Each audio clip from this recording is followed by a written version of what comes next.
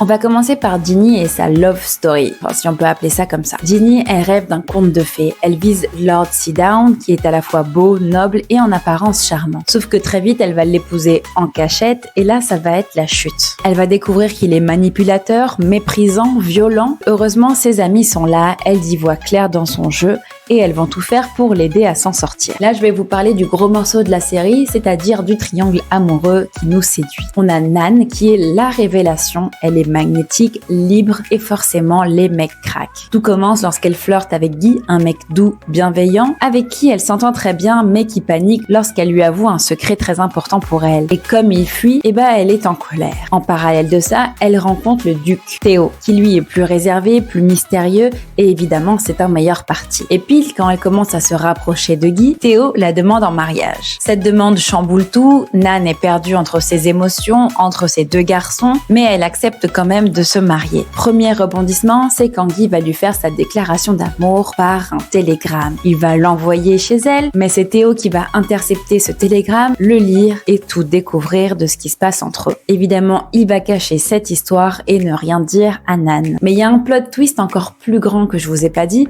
c'est que Théo et Guy, ils sont meilleurs amis depuis l'enfance. Ils se connaissent très bien. Cette relation va évidemment foutre le bordel entre eux. Nan est clairement perdue dans ses sentiments et dans ce triangle amoureux, mais au fur et à mesure des épisodes, elle va développer plus de sentiments pour Guy.